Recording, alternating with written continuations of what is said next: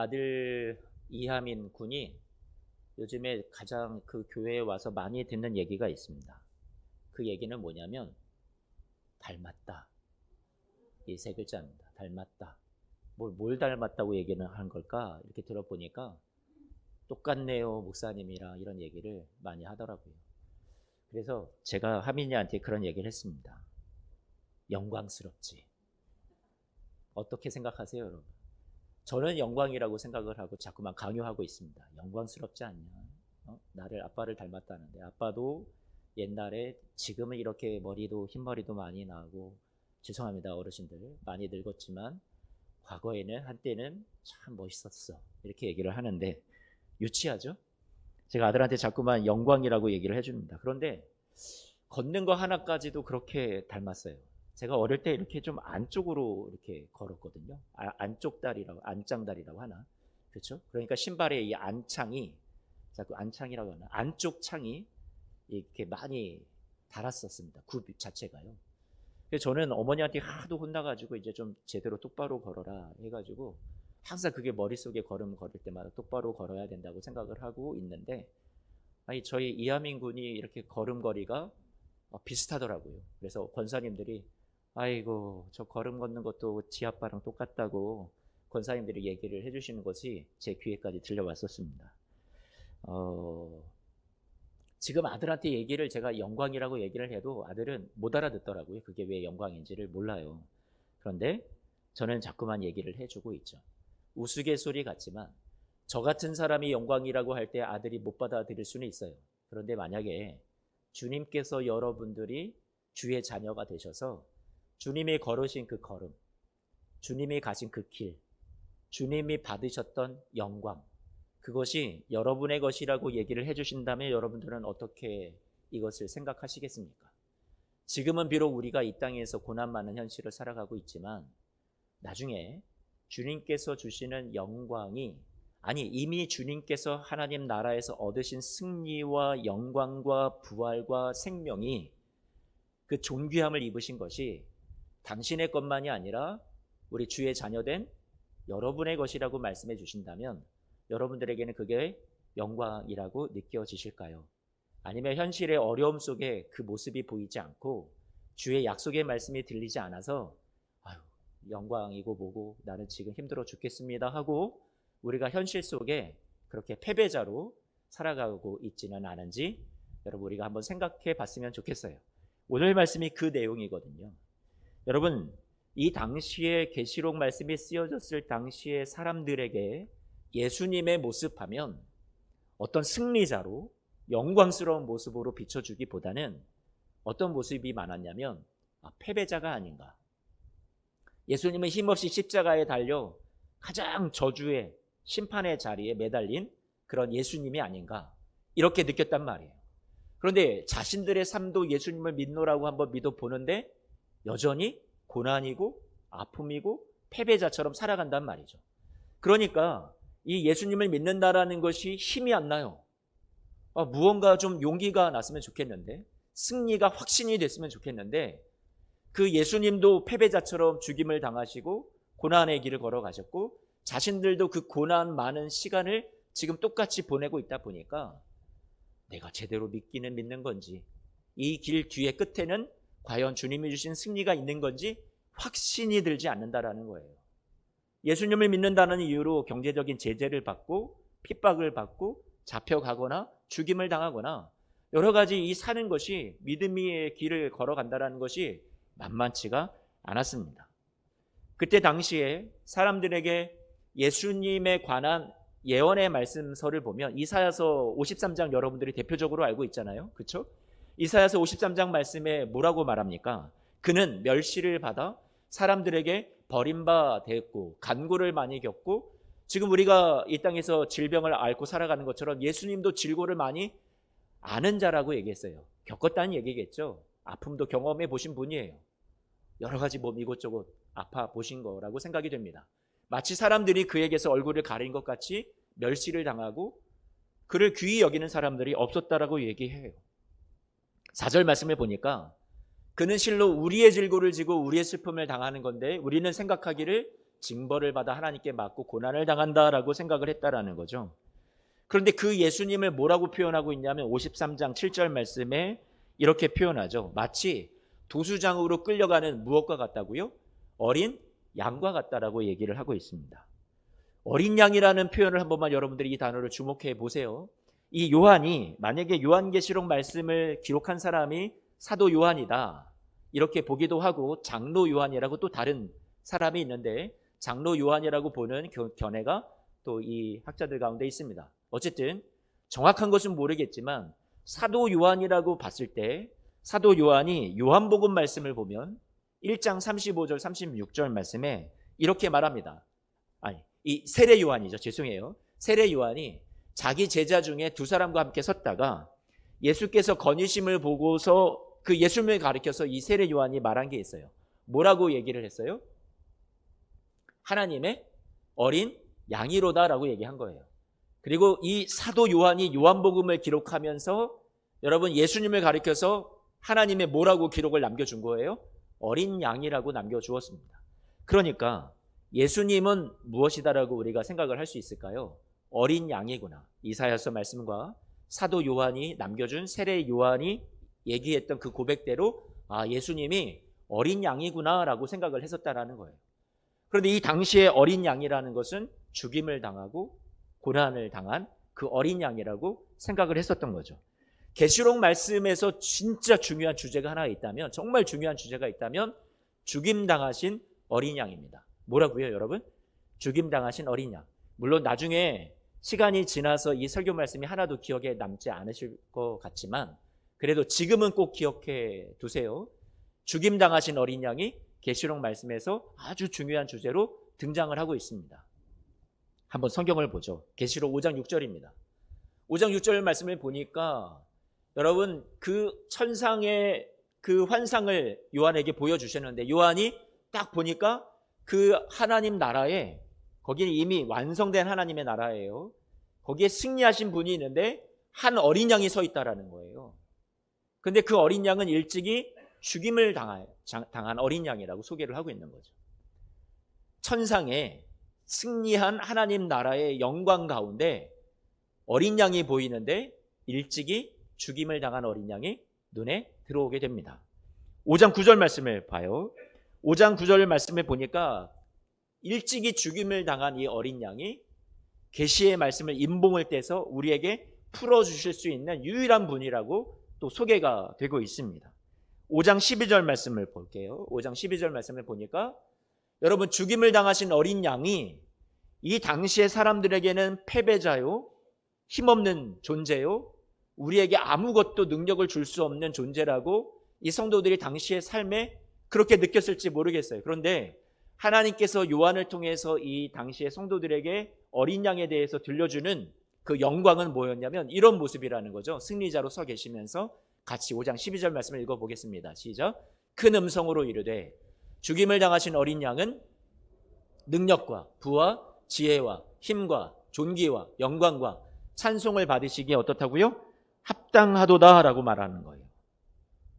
이 사람들이 지금 예수님이 어린 양으로서 이 땅에 오셔서 죽임당하시고 패배자처럼 살아가신 분이라고 알았는데 하나님께서 요한의 눈을 열어서 이 계시록의 말씀을 통해서 그 땅에 고난 많고 예수님처럼 죽임을 당하는 것 같은 어려운 삶을 살아가는 성도들에게 여러분들이 믿고 있는 그 어린 양 되신 예수님은 패배자가 아니요 영광과 능력과 존귀와 찬송을 받으시기에 어떤 분이라고요? 합당하신 승리자라는 것을 말씀해 주고 있습니다. 지금 이미 영광과 존귀를 몸에 입으신 분이라고 소개를 해주고 있는 거죠. 그러면 이 당시에 사람들이 어떻게 느꼈을까요? 이 당시의 성도들에게 이 말씀은 우리도 이 땅에 예수님을 닮아서 주의 자녀 되어서 우리도 살아가는 삶에 고난이 있고 죽임을 당하는 것 같은 우리의 삶이 있지만 마침내 우리에게도 영광과 존귀로 승리로 우리에게 입혀주시는 주의 은혜의 날이 있겠구나 하고 소망을 발견하게 되는 거란 말이에요. 계시록 말씀은 그런 의미에서 자꾸만 어린 양을 소개해주고 있습니다. 이 당시의 성도들에게 패배자로 인식이 됐던 어린 양이 승리자의 모습으로 요한을 통해서 자꾸만 보여주게 되는 거죠. 그러면서 이 당시의 성도들은 삶에 쓰러진 자리에서, 용기 잃었던 자리에서 무엇을 얻어요? 자꾸 소망을 얻게 됩니다. 아, 주님이 이렇게 우리에게 보여주시는구나. 승리자라고 보여주시는구나. 확신이 생기고요. 다시 삶을 살아갈 용기를 얻게 되는 거죠. 그래서 이 말씀을 보니까 계시록 6장 9절 말씀을 보면 이렇게 말합니다. 하나님께서 요한에게 환상을 또 보여주시는데, 죽임을 당한 영혼들이, 이 땅의 성도들을 말하는 거죠. 이 땅에서 삶이 얼마나 힘들었으면 죽임을 당한 영혼이라고 말을 하고 있어요. 그 영혼들이 주님이 계신 그 제단 아래에 있는데, 여러분, 이들이 어떻게 됐다라고 얘기를 해주냐면, 계시록 12장 말씀으로 좀 껑충 띄어서 12장 11절 말씀을 보면 이렇게 말합니다. 또 우리 형제들이 어린 양의 피와 자기들이 증언하는 말씀으로써 어떻게 했다고요? 이기었대요. 그를 이겼다라는 건 이 세상의 원수를 이겼다는, 세상을 이겼다라는 거예요. 어린 양의 피를 가지고 또 말씀을 가지고 어떻게 했다고요? 세상을 이겼다라는 얘기예요. 그들은 죽기까지 자기들의 생명을 아끼지 아니할 만큼 힘듦이 있고 고난이 있었지만 그 시간들을 통과해서 마침내 어떻게 했다고요? 이겼다라고 얘기를 해주고 있습니다. 자신들은 지금 삶이 너무 패배자처럼 느껴지는데, 성경에서는 뭐라고 얘기하냐면, 이 죽임을 당하신 어린 양이 이들을 피로써 도와주고, 하나님의 말씀, 약속의 말씀으로 이들을 도와주어서 이들이 어떻게 되었다고요? 승리자가 된다라고 계속 말씀을 해주고 있다라는 거죠. 그러니 요한계시록 말씀은 여러분 두려움의 말씀이 아니라, 공포를 주려는 말씀이 아니라, 너희들 멸망한다, 지구의 종말을 말하는 말씀이 아니라, 이 당시 두려움 속에 살아가던 당시의 성도들에게 무엇을 주시기 위해 했던 말씀이에요? 소망을 주기 위해 했던 말씀이에요. 그들을 격려하셨던 말씀이었단 말이에요. 자, 반모섬에 요한이 유배되었습니다. 갇혀 있습니다. 이 당시에 예수를 증언하고 하나님의 말씀을 갖고 지키며 살아간다라는 것 때문에 1장 9절 말씀을 보죠. 오늘 본문 읽었던 처음 말씀이죠. 요한이 지금 예수의 환난과 나라와 참음에 동참한다고 그랬어요. 그런데 이 환난에 참고 지나가야 하는 이 시간에 동참하는 이유가 무엇 때문이에요? 하나님의 말씀을 증언하기 때문이에요. 예수를 증언하였기 때문이에요. 그런데 그래서 반모라 하는 섬에 유배되고 갇혀 있다라고 얘기를 하죠. 그런데 이 반모 섬에 갇혀 있었던, 환난에 동참하고 있었던 이 요한이 참고 있는데, 그런데 한 가지 주님으로부터 계시를 받게 됩니다. 그것이 이제 10절 말씀에 지금 소명에 대해서 말씀해 주고 있는 거예요. 10절 말씀을 보니까 주의 날에, 오늘처럼 이렇게 예수님이 부활하신 날을 기념하는 이 주일을 말하겠죠. 그 주의 날에 성령에 감동되어서 한 음성을 듣게 됩니다. 근데 그 음성이 나팔 소리처럼 너무 크대요. 그래서 요한은 궁금했겠죠. 그런데 그 음성이 들려지는 소리가 무엇이냐면 11절 말씀에 보니까 이르되 내가 보는 것을 다 기록해서 그 당시에 있는 7교회에 보내라고 얘기하시는 거예요. 7교회라는 것은 지난 시간에 말씀을 나누었듯이 7이라는 수는 7, 완전수를 의미한다고 그랬어요. 그러니까 지금으로 말하면 뭐 여기 우리 예수소망교회, 광염교회, 여기 하늘교회 딱 고정된 이름을 명한 교회만 돌리라는 얘기가 아니라 7교회가 의미하는 것은 이 땅에 존재하는, 과거부터 지금까지 존재하는 우주적인 교회를 말해요. 보편적인 모든 교회를 말하는 거예요. 그 모든 교회, 속해 있는 모든 성도들에게 주님께서 들려주시는 음성이 있다라는 거죠. 내가 지금 너에게 보여줄 것이 있는데 그것을 다 빠짐없이 남김없이 기록해서 그 교회에게 꼭 전해주어라 하는 주님이 여러분들에게 주고 싶은 음성을 요한에게 적게 하십니다. 그런데 요한이 12절 말씀을 보니까 궁금하잖아요. 이 음성이, 큰 음성이 도대체 누가 얘기하시는 걸까? 12절 말씀을 보면 막 몸을 돌이켜봅니다. 이 음성이 도대체, 큰 나팔 소리 같은 음성이 어디서 나는 거지? 알아보려고 돌이키는데 딱 눈에 띄는 게 있었어요. 그 첫눈에 띄는 게 뭐였대요? 7 금촛대를 보았다라는 거예요. 여러분, 제가 성경 말씀을 지금 한 절 한 절 여러분들에게 풀어드리는 것은 이 성경 말씀을 가지고 이 이단 사이비에서 자꾸만 여러분들을 미혹하고 엉뚱한 것으로 해석을 해서 여러분들을 잘못된 신앙의 길로 빠지게 만들거나, 여러분 잘못된 종말론을 갖게 만들거나, 건강하지 못한 신앙을 갖게 만드는 일들이 너무나도 많기 때문에 이 요한계시록 말씀은 앞으로 우리가 나눌 때 좀 한 절 한 절에 대한 어떤 상징적인 의미를 여러분들에게 풀어드리는 일이 많을 거예요. 그러니까 그런 점을 여러분 감안하시고 이 말씀을 들었으면 좋겠습니다. 그래서 12절 말씀을 보니까 상징적인 의미들 어떤 이런 것들 비유들을 여러분들에게 풀어드릴 텐데 일곱 무엇을 보았다고요? 금촛대를 보았대요.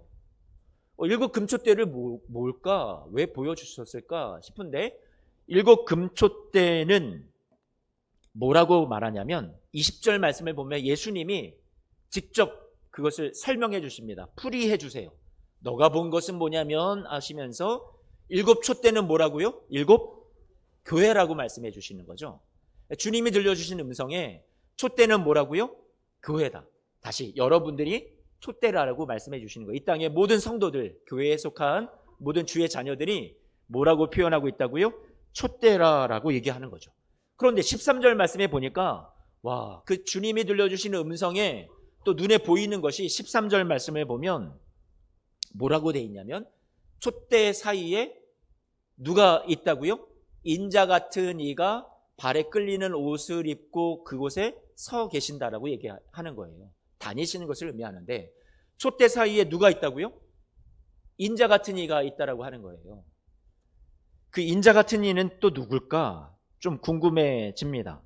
인자 같은 이 그러면 여러분 계시록 말씀이 상징이 되어 있고 어려워서 당시의 사람들이 도통 못 알아들을 말씀으로 기록되어 있는 게 아니라고 그랬어요. 이 말씀을 들었던 요한을 통해서 말씀을 계시록 말씀을 기록된 것을 받았던 사람들은 편지를 받았던 사람들은 인자 같으니 바로 알아차릴 수 있었단 말이에요. 어디에서 알아차릴 수 있었을까요? 당시에 성경적인 지식이 있었으니까 많이 읽었던 구약의 말씀들이 있었으니까 인자 같은 이 하면 이들이 떠올리는 것은 뭐냐면 고난 많은 당시의 백성들을 살리러 오시는 메시아 구세주로서의 존재를 말하는 거예요. 그게 인자 같은 이죠. 당시의 구약시대 때에도 바벨론으로 포로 잡혀갔어요. 그래서 거기에서 희망이 없어요. 소망이 없어요. 우리가 언제까지 이 포로 생활을 하게 될 것인가? 우리가 언제 이곳에 이 포로 생활에서 구출받고 구원을 받게 될 것인가? 소망이 없었어요. 그런 이들에게 하나님이 다니엘을 통해서 이들을 구원해 줄 것에 대해서 소망의 존재를 말씀해 주시죠. 그게 다니엘서 7장에 나옵니다. 같이 한 번만 읽어볼게요. 다니엘서 7장 보니까 내가 또 밤 환상 중에 보니 인자 같은 이가 하늘 구름을 타고 와서 옛적부터 항상 계신 이에게 나아가 그 앞으로 인도되매. 옛적부터 계신 하나님의 존재가 있고 그 보좌에 앉으신 분이 있는데 그 앞에 인자 같은 이가 나타난 거예요. 여기서 인자 같은 이가 의미하는 것은 이 당시에 포로로 잡혀가 있었던 이 당시에 고난 많은 백성들을 구원해 줄 구세주를 의미하는 거예요. 메시아를요. 그러니 여러분 이 인자 같은 이라는 말을 들었을 때 이 당시에 계시록의 성도들은 어떻게 생각을 했을까요? 우리를 구원해 주시는 분, 그분 얘기를 지금 하고 있는 거구나 알았던 거고 요한이 뒤를 돌아보니까 그 인자 같은 이가 나타난 거죠. 그러니 이 요한이 어떻게 됐을까요? 가슴이 뛰었을 거예요. 우리 성도들이 지금 고난 가운데 다니엘 시대처럼 포로 가운데 로마의 압제 가운데 살아가고 있는데 우리에게 이 인자 같은 이가 말씀하는구나. 우리를 구원하여 주시는 그분이 말씀하는구나라고 지금 귀를 쫑긋 세우고 듣게 되었다라는 거죠. 그런데 여러분 같이 한 번만 또 보고 싶은 말씀이 있는데 7장 9절 말씀입니다. 7장 9절 말씀을 보면 이렇게 되어 있어요. 또 내가 보니 왕자가 놓이고 뭐라고요? 옛적부터 항상 계신 이가 좌정하셨는데 여러분 하나님이라고 그랬죠? 근데 그 하나님의 모습이 어떻대요? 여러분 지금 제 설교가 잘 들리기는 하시는 거예요. 네? 어려운 건 아니죠? 잘 따라오고 계시는 거죠? 제가 재미없게 하더라도 조금만 정신을 좀 바짝 차리셔야 될 것 같아요. 이게 좀 제가 왔다 갔다 하다 보니까 행여라도 제가 이 설명이 부족해서 여러분들에게 은혜를 끼치지 못할 것 같아서 좀 겁이 납니다. 자, 한 번만 보세요. 7장 9절 말씀해 보니까 왕자에 있고 그 옛적부터 항상 계신 하나님이라는 존재가 거기 좌정하고 계세요. 그런데 그분의 모습이 어떻대요? 그 옷은 어떻게 묘사해요? 희기가 눈 같고 입으신 옷이요. 머리털은요. 깨끗한 양의 털 같고 희다라는 것을 한번 생각해 보세요. 그의 보좌는 불꽃이래요. 여러분 이 생각을 한번 잘 개념을 묘사된 것을 하나님의 모습을 머릿속에 담고 이제 계시록 1장 14절 말씀을 봅니다. 계시록 1장 14절. 지금 요한이 봤을 때 그 인자 같은 이를 봤는데 그 인자 같은 이의 모습은 분명히 메시아고 예수님의 존재인데 그 예수님이 어떤 모습으로 묘사되고 있냐면 1장 14절 말씀 같이 볼까요? 그의 머리와 털의 희기가 무엇 같다고요? 흰 양털 같고 눈 같다. 그의 눈은 뭐 같다고요? 불꽃 같고. 많이 봤잖아요. 방금 읽었던 다니엘서에 누구를 묘사하는 표현이었어요? 하나님을 묘사하는 표현이었어요. 그런데 지금 계시록 말씀에서는 누구라고 얘기를 하고 있어요? 이 존재가? 예수님이라고 얘기를 하고 있어요. 그러면 예수님이라는 존재가 패배자라고 알았는데 그 예수님이라는 존재가 어린 양으로서 죽임을 당하시고 이 땅에 아무런 승리를 얻지 못하신 분으로 알았는데 그분이 영광과 존귀를 입으신 분이고 이미 승리하신 분이고 지금 요한에게 보여주시는 그 예수님의 모습이 누구와 방불한 모습이에요?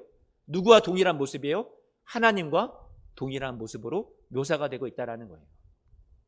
이 모습 속에서 나타나는 그 우리에게 하나님께서 들려주시는 음성은 이 땅에 고난을 받고 죽임을 당하신 어린 양 되신 예수님이 인자 같은 이가 이제는 지금은 당당하게 승리를 누리고 계시고 하나님과도 같은 존재가 되셔서 존귀와 영광을 입으신 분으로서 하나님의 보좌에 좌정하고 계시고 흰 옷을 입고 계시고 불꽃같이 이 세상을 어떻게 하신 분이에요? 다스리는 분으로 지금 존재하고 계시다. 이것을 계시록 말씀에서 우리에게 가르쳐주고 있는 거죠. 13절 말씀을 다시 봅니다. 우리 아까 읽었던 13절 말씀. 그러면 그 인자 같으신 이가 13절 말씀에 보면 어떻게 하고 계세요? 촛대 사이에서 무엇을 입고 있어요? 이 예수님은 발에 끌리는 옷을 입고 계세요. 가슴에 또 무엇을 갖고 있다고요? 금띠를 띠고 계시대요. 제가 예전에 뭐 가운을 입고 이렇게 설교한 적이 있지만 당시 이제 구약 시대에 여러분 떠올리는 모습이 지금 13절 말씀을 보면 있으셔야 돼요. 머릿속에 연상되는 이미지가. 구약 시대 때 성소, 성전에서 여러분 섬기던 사람들이 있었죠. 그 사람들이 누구예요? 제사장들이에요. 사진을 한 번만 좀 보여주세요. 제사장들이 있다면 긴 옷을, 발이 끌리는 옷을 입고 여러분 가슴에 금띠 같은 것을 띠고 지금 있단 말이에요. 보석이 박혀있는 금띠 같은 것을 띠고 있는데 이 모습이 지금 제사장들의 모습이죠. 여러분 생각을 한번 해보세요. 13절 말씀을 다시 띄워주시고요. 지금 이 요한에게 보여주신 예수님의 모습이 어떠하냐면 성소에서 촛대 사이를, 당시의 성소에도 금촛대가 있었단 말이에요. 당시의 성전을 보면 금촛대가 있고 여러분 그곳에서 제사장들이 성전을 섬기는 모습이 있었단 말이에요. 그 다음 사진을 한 번만 좀 보여주세요. 저런 식으로. 그러니까 이 촛대 사이에 있으면서 성전에서 섬기는 일, 봉사하는 일을 감당하던 사람들이 누구였어요? 제사장들이었죠. 그러면 지금 요한에게 보여주시는 그 예수님의 모습이 인자 같은 이가 죽임을 당하신 그 어린 양 되신 예수님이 지금 어디 사이에 계시다고요? 촛대 사이에 계시는데 어떤 옷을 입고 계세요? 섬기는 제사장의 옷을 입고 그곳에서 무엇을 하고 계세요? 봉사하고 계세요. 섬기고 계세요. 일하고 계세요. 지금 제 얘기가 여러분들에게 전혀 와닿질 않죠. 딱딱하게 느껴지지 않으세요? 근데 그게 무슨 상관이지? 그런데 여러분 1장 13절 말씀을 제가 여러분들에게 이렇게 표현해 드리고 싶습니다. 여러분 성소 안에 있는 이 촛대는 아까 오늘 본문의 20절에 예수님이 직접 풀어주셨죠. 촛대는 누구라고요? 촛대는 누구라고요? 교회, 저와 여러분요. 그러면 저와 여러분 사이를 다니시면서 그 사이에 함께 하시는 분이 누구세요? 인자 같으니 예수님이세요. 근데 그 예수님이 여러분의 삶에 그냥 저 멀리 계시면서 근엄한 모습으로 여러분들에게 너희들 그냥 나한테 와, 이렇게 도움이 필요하면 일로 와, 이렇게 하시는 분이 아니라 여러분의 그 고난 많은 삶의 현장에 그 촛대 사이에 어떻게 하고 계시는 거예요? 존재하세요. 같이. 어떤 모습으로? 섬기는 자로서, 봉사하는 자로서 여러분을 섬기시기 위해서 예수님께서 같이 계시다라는 말씀을 오늘 이 말씀 가운데 우리에게 전해주고 계세요. 요한에게 이게 큰 위로가 되었을 거예요. 자기와 함께 고난받는 성도들이 이 땅에 남겨진 홀로 있는 것 같은 존재들처럼 너무나도 힘에 겨운 시간들을 보내고 있는데, 그 환상 가운데 보여주신 그 예수님은 촛대 사이에 함께 하시고 섬기는 제사장의 모습이 있고 봉사하는 모습으로 그 촛대 사이에서 당신의 사랑하는 성도들을, 주의 자녀들을 어떻게 하고 계시는 거예요? 섬기고 계시는 모습으로 하나님이 지금 보여주셨던 거죠. 15절 말씀을 같이 넘어갑니다. 1장 15절 말씀을 보니까 그 예수님의 발이 어떻대요? 풀무불에 단련한 무엇 같다고요? 빛나는 주석 같다. 주석이 되게 이렇게 좀 둔탁해 보이고 여러분 광택이 없어 보이지만 이것을 매우 단련하고 잘 닦아놓으면 어떤 모습이냐면, 그 다음 사진 한 번만 보여주실래요? 자, 저런 모습이 되는 거죠. 주석을 잘 닦아놓은 거예요. 단련시켜서. 여러분들이 별로 감동이 없는데 이게 그래도 사진으로는 매우 빛나는 영광스러운 모습이라고 생각을 좀 해주시면 좋을 것 같고요. 자, 그 다음 사진을 보면 발의 모습인데, 구두, 빛나는 주석과도 같은 저건 약간 이제 구두지만 예수님의 발이 만약에 빛나는 주석과도 같다 하면 저런 식으로 이제 모습이 되었다라는 얘기예요. 제 이름이 광석입니다. 광석. 다들 돌석자라고 아시는데 제가 주석석자를 쓰거든요. 그러니까 빛나는 뭐라고요? 주석과도 같다. 저희 아버지 어머니께서 이렇게 미래를 내다보시면서 그 당시에 신앙이 없으셨을 때 광석이라고 왜 이름을 지었을까? 예수님의 발끝만치로도 닮아라, 이런 의미로 지어준 이름이라고 제가 스스로 그렇게 해석을 하고 있습니다. 여러분, 어쨌든 이럴 때는 좀 이렇게 여러분들이 반응을 어떻게 해주시는지, 제가 박수 쳐달라는 얘기는 아닌데 어쨌든 우스갯소리를 자꾸 하면서 여러분들 지금 잠을 깨우는 거예요. 지금 예수님의 모습을 이렇게 영광스럽게 빛나는 모습으로 표현하고 있는 건 뭘까요? 이 당시에 사람들이 갖고 있었던 예수님의 패배자라는 의식, 죽임을 당하고 볼품없고 사람에게 버림받고 저주를 받고, 여러분 그런 모습, 우리도 예수님 믿으면서 우리도 이런 삶인가 싶었는데, 지금 요한을 통해서 자꾸만 들려주시는 것은 뭐냐면, 그 예수님이 그 패배자가 아니야, 승리자야. 영광과 존귀로 관을 입으시고 흰옷을 입으시고 이미 보좌 가운데 앉아 계셔 불꽃 같은 눈동자로 세상을 다스리고 계시고, 여러분 이 예수님께서 뭐라고 말씀하세요? 빛나는 주석 같은 발도 입으시고 영광스럽다는 거, 찬란하다라는 거예요. 그리고 그분이 성도 사이를, 교회 사이를 오늘날 고난 많은 삶을 살아가고 예수님을 닮아서 주님의 자녀로서 이 땅에 죽임을 당하는 것 같은, 어린 양의 뒤를 쫓아가는 것 같은 삶을 살아가는 성도들의 삶에 예수님께서 그들 사이에 함께 하시고 그들을 섬기고 봉사하는 자로서 지금도 쉬지 않고 여러분을 위해서 일하시는 분이다라는 것을 이 계시록 말씀을 통해서 어떻게 한 거예요? 들려주셨던 거죠. 보게 하셨던 거예요. 그래서 여러분 이 말씀이 공포를 주려는 말씀이 아니라, 계시록 말씀이 여러분들에게 미래의 어떤 종말에 대한, 지구의 마지막에 대한 여러분 어떤 것을 겁박을 주려는 말씀이 아니라 여러분에게 위로를, 소망을 주시려고 이 말씀을 기록했다라는 것을 꼭 아셨으면 좋겠습니다. 이사야서 41장 말씀을 보세요. 이사야서 41장 10절 말씀입니다. 여러분 너무나도 잘 아는 말씀이에요. 두려워 말라, 내가 너와 함께함이라. 놀라지 말라, 나는 내 하나님이 됨이라. 내가 너를 굳세게 하리라. 참으로 너를 도와주리라. 참으로 나의 무엇으로요? 의로운 무엇이요? 의로운 오른손으로 너를 어떻게 한다고요? 붙들리라. 그 당시에 너무나도 고난의 삶을 살아갔던 구약시대의 백성들에게 하나님이, 그들이 두려워 떨고 있으니까 하나님이 우리를 안 도와주실 거야, 우리는 죄인이야, 하나님이 이제 우리를 떠나셨어, 그랬던 그들에게 하나님이 아니야 두려워하지 마, 내가 너와 함께 할 거야, 나는 너의 하나님이야, 내가 너를 도와줄 거야, 내가 너를 굳세게 할 거야 하시면서 말씀하셨던 하나님의 어떤 손이요? 강하신 오른손을 말씀해 주고 있었죠. 그러니 이 요한계시록이 쓰여졌을 당시의 성도들도 그 하나님이 그리워요. 그 하나님이 자신들을 구원해 주셨으면 좋겠어요. 그런데 요한을 통해서 하나님이 이렇게 말씀해 주십니다. 1장 16절 말씀입니다. 같이 한 번만 읽어볼게요. 시작. 그의 오른손에 7별이 있고 그의 입에서 좌우에 날성검이 나오고 그 얼굴은 해가 힘있게 비치는 것 같더라. 일곱 별은 제가 나중에 다시 한번 설명해 드리겠지만 일곱 별은 교회라는 존재를 의미합니다. 여러분들을 의미하는 것과 동일해요. 그러니 여러분들을 누가 붙잡고 있는 거예요? 오른손이. 누구의 오른손이요? 우리 주님의 오른손이. 우리 주 예수님의 모습인데 지금 환상을 보는 것은 하나님과 방불하다고 했죠. 하나님과 동일하신 분 예수님께서 여러분들을 어떻게 하고 계시다고요? 붙잡고 계시대요. 아까 두려워 말라 내가 너와 함께함이라 놀라지 말라 나는 내 하나님이 됨이라 내가 너를 굳세게 하리라. 참으로 너를 도와주리라. 참으로 나의 의로운 오른손으로 너를 붙들리라 하시는 그 손이 여러분 이 땅에 고난 많은 삶을 살아가고 있는 성도들을 어떻게 하고 계신다고요? 단단히 붙잡고 계시다라고 말씀해주고 있다라는 거죠. 그리고 이 16절 마지막에 보니까 그 얼굴을 보니까 해가 어떻다고요? 힘있게 비친다라고 얘기해주고 있습니다. 이들은 또 떠올렸을 거예요.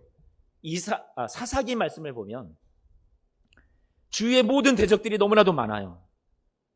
그런데 그들에게 주님이 주시는 승리, 최후 얻을 승리에 대한 묘사 속에 승리한 자들의 모습이 어떻다고 표현을 해주고 있냐면 이렇게 표현합니다. 이 사사기서 5장 31절 말씀을 보니까 같이 한번만 읽어봅니다. 시작. 여호와여 주의 원수들은 다 이와 같이 망하게 하시고 주를 사랑하는 자들은 어떻게 해요? 해가 힘있게 도듬갑게 하시옵소서.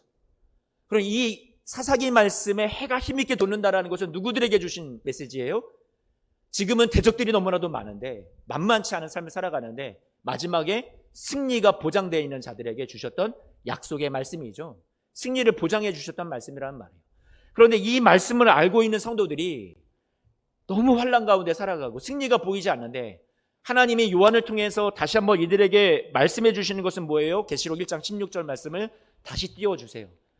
이 말씀의 지식을 알고 있었던 당시 성도들에게 하나님이 자신의 모습을 어떻게 보여주시는 거예요? 그 얼굴을 보니까 요한이 보니까 해가 어떻다고요? 힘있게 비치는 것 같더라. 그러면 이 당시의 성도들이 누구를 떠올려요?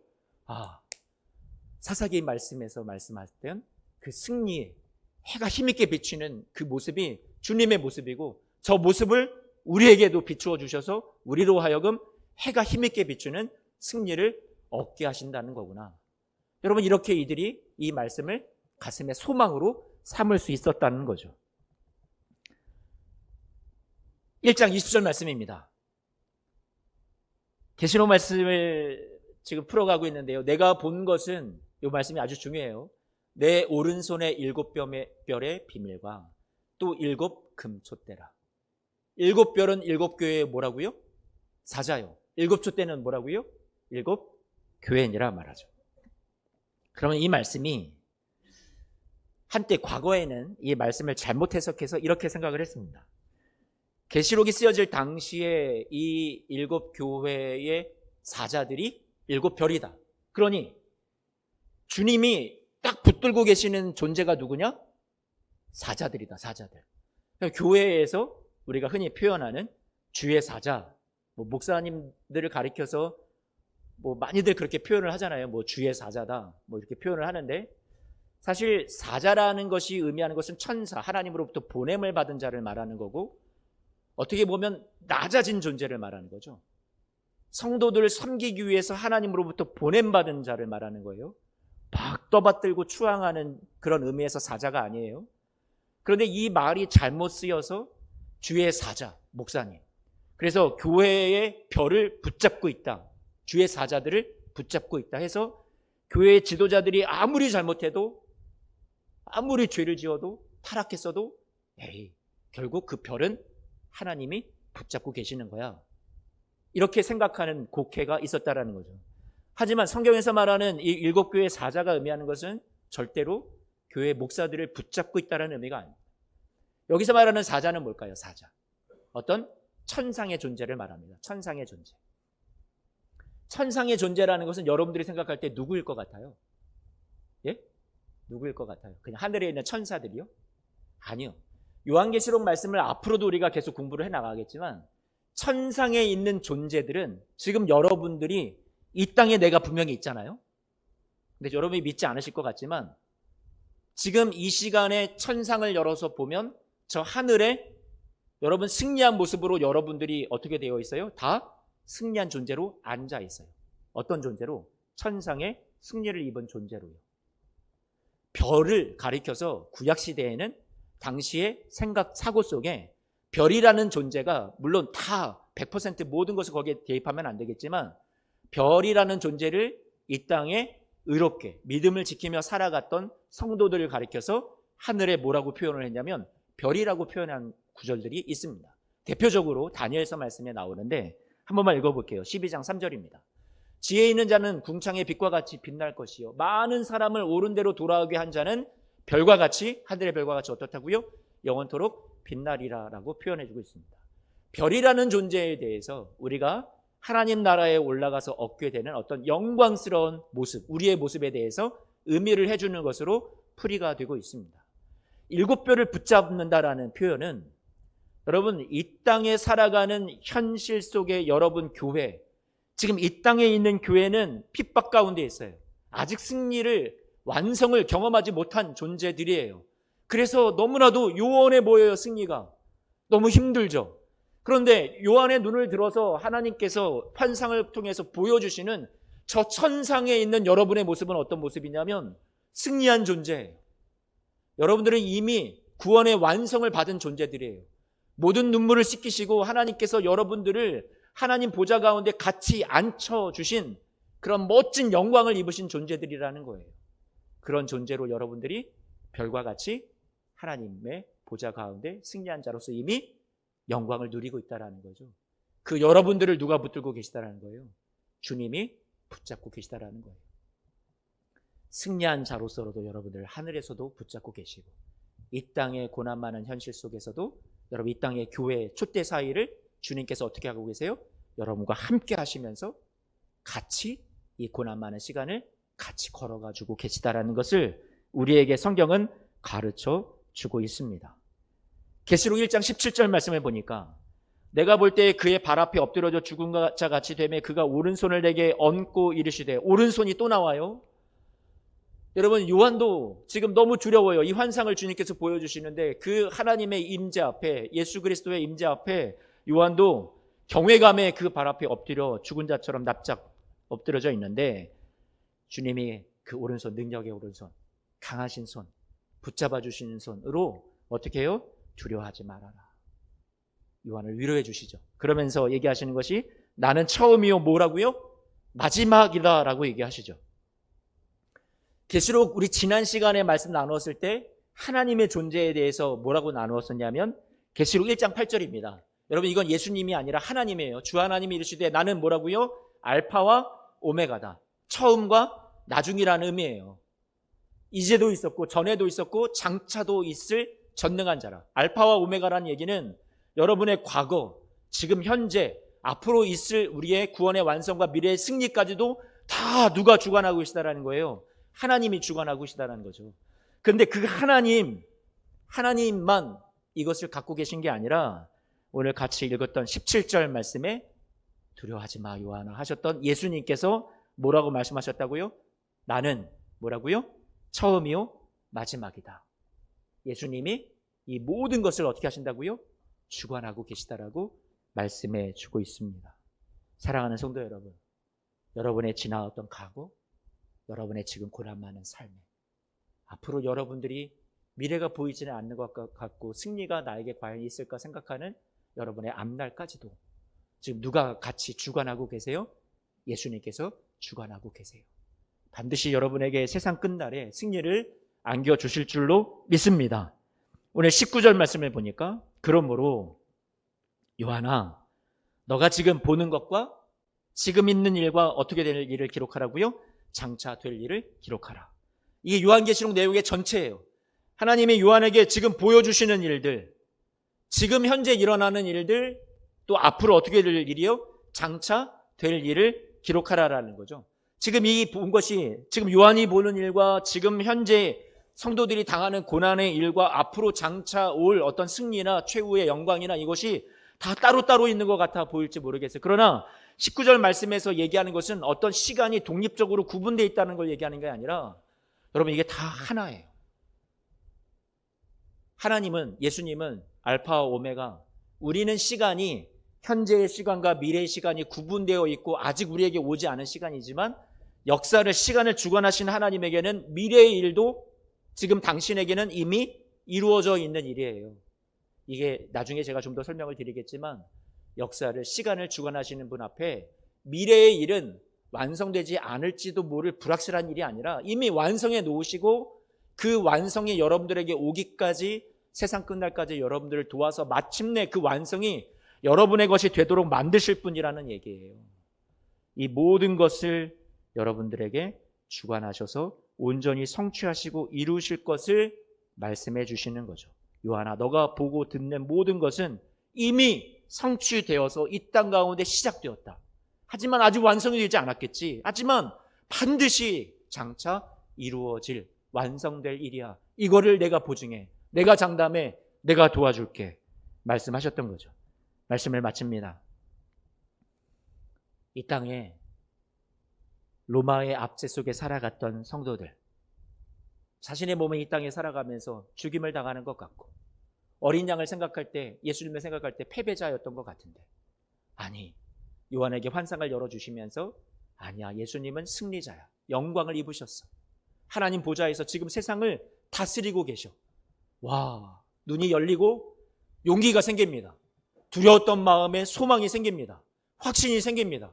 우리도 죽임을 당하는 것 같은 이 세상의 환란을 지나가고 있지만 마침내 우리 주님께서 우리에게 이 승리를 이루어 주실 분이 확실하구나. 그렇게 그들은 그 주님을 바라보게 되었어요. 다시 한번 삶의 쓰러진 자리에서 용기를 낼 수 있게 되었어요.